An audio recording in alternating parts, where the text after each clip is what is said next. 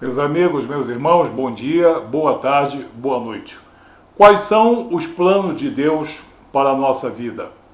Qual é o plano de Deus para cada homem e cada mulher na face da terra? Será que os planos de Deus podem ser superados pelo plano dos homens? Será que se nós reunirmos 70 sábios durante 70 dias, eles vão elaborar um plano perfeito de salvação para o homem, sendo eles apenas homens, sendo eles apenas sábios?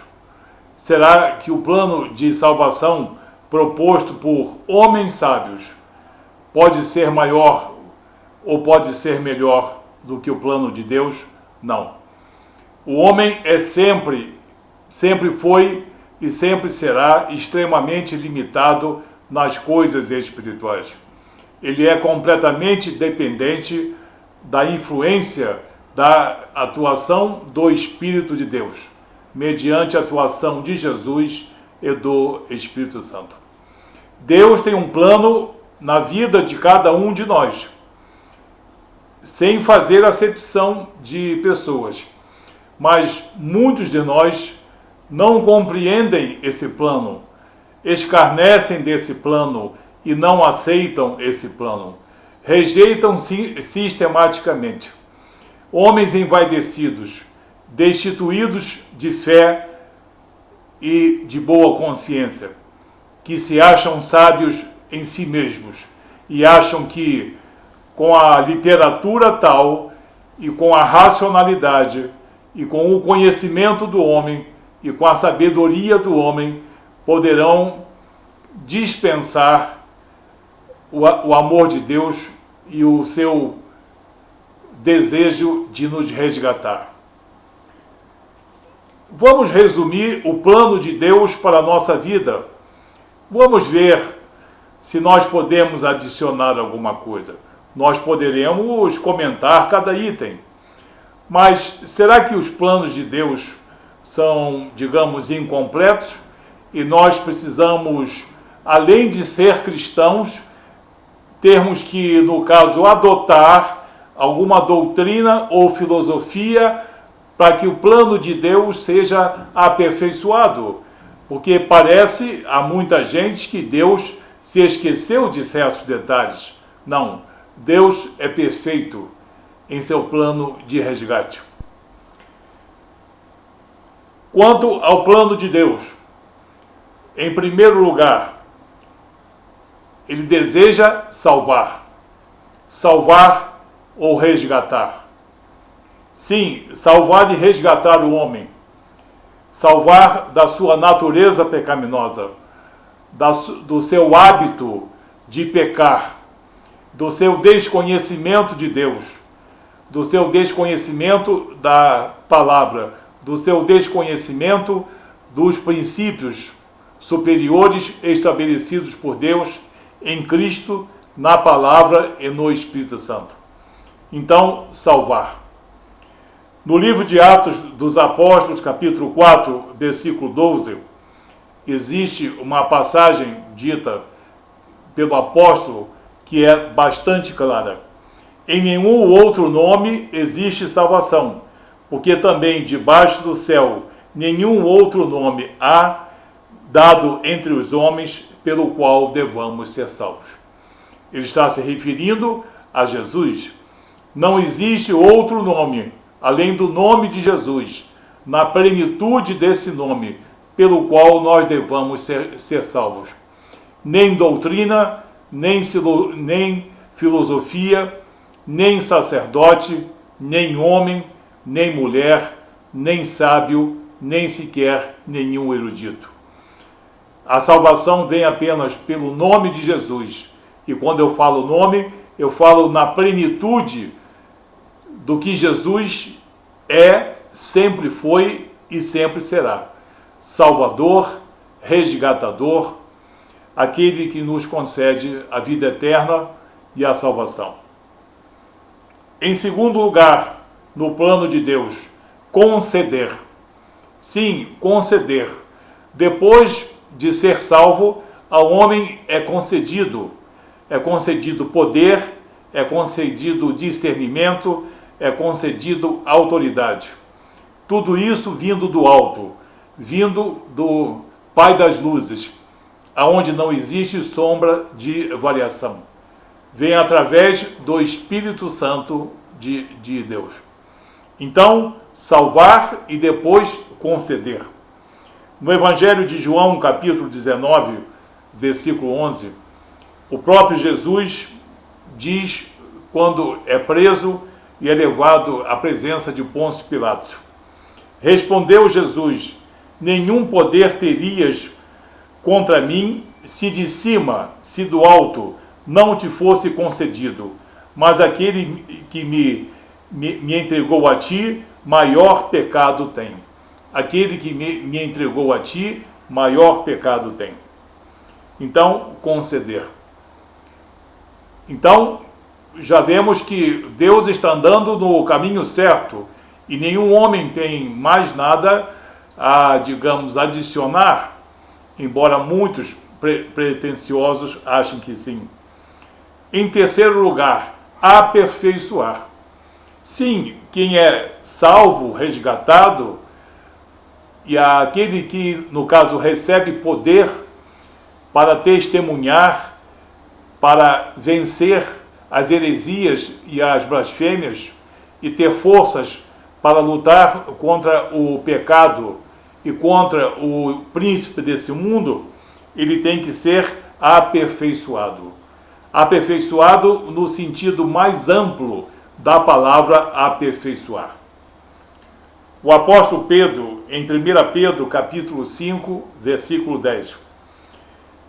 E o Deus de toda graça, que em Cristo Jesus vos chamou à sua eterna glória, depois de havermos padecido um pouco, Ele mesmo vos aperfeiçoe, vos confirme, vos fortifique e vos fortaleça. Então, aperfeiçoamento. Deus não se esquece, como muita gente diz. Muita gente fala de uma fé vazia, de uma fé não acompanhada de bons procedimentos, de boas obras. Isso não existe, porque o cristão não vive de fé apenas, ele vive de fé e obras, porque essa é a vontade, é o plano de Deus para as nossas vidas. Que o Deus de toda graça, em Cristo, que vos chamou à sua eterna glória, Ele mesmo vos aperfeiçoe, confirme, fortifique e estabeleça. Em quarto lugar, comissionar todo homem e toda mulher salvo pela obra redentora de Jesus. Depois de salvo, depois que lhe é concedido poder e autoridade, depois que ele é aperfeiçoado, ele é comissionado. Cada um de nós, homens e mulheres cristãos, sem nenhuma distinção, todos nós somos comissionados. Comissionados a levar a palavra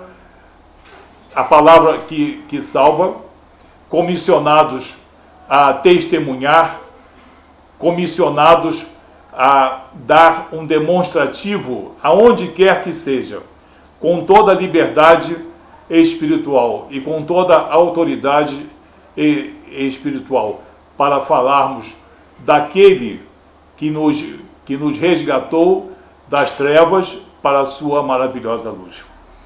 Então, cada um de nós, homens e mulheres cristãos, é comissionado. Então, comissionar é o que Jesus faz através do Espírito Santo de Deus a cada homem e cada mulher cristão. No Evangelho de Mateus, capítulo 10, versículo 16, ele mesmo, Jesus, diz: eis que vos envio como ovelha ao meio de lobos. Portanto, sede prudentes como as serpentes e inofensivos como as pombas. Ele falou isso para os seus discípulos, para os seus apóstolos, e ele diz hoje a cada homem e cada mulher cristão: aonde quer que nós estejamos, nós temos que estar prontos para nós testemunharmos do poder de Jesus em nossa vida, do poder e da retidão da sua palavra. Todo homem e toda mulher cristão não precisa ser pastor, não precisa ser sacerdote, não precisa ser presbítero, nem precisa ser missionário, nem precisa ser diácono.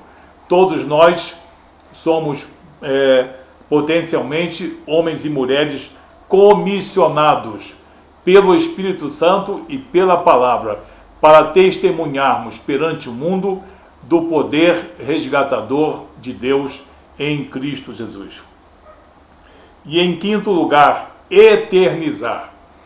Depois dele salvar, conceder, aperfeiçoar e comissionar, em cada um de nós e em todos nós, corpo místico de Cristo, ele vai eternizar a sua obra em cada um de nós. A obra que ele fez em cada um de nós será eternizada. No Evangelho de João, capítulo 6, versículo 51, Jesus diz: eu sou o pão vivo que desceu dos céus. Se alguém comer desse pão, viverá para sempre. E o pão que eu der é a minha carne, que eu darei pela vida do mundo. Que eu, Jesus, darei pela vida do mundo. Então nós vemos assim que o plano de Deus é perfeito e é completo. Cada um desses itens aqui pode ser desenvolvido, mas dentro de cada um desses itens. Então Deus não se preocupa apenas em salvar, como muitas pessoas pensam. Ele salva, ele concede, ele aperfeiçoa, ele comissiona e ele eterniza a sua obra em nossa vida. Deus é perfeito. O homem olha para toda essa verdade e finge não compreender. E é capaz de soberbamente, falaciosamente dizer que pode fazer igual e pode fazer melhor. Somente homens de má consciência, tomados pelo espírito desse mundo, podem não compreender o plano perfeito de resgate e também de aperfeiçoamento de Deus na sua obra redentora.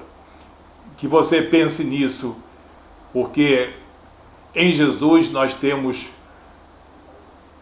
o melhor plano, o único plano de resgate, aperfeiçoamento e de eternização da vontade de Deus na vida de cada um de nós. Que Deus te abençoe, em nome de Jesus.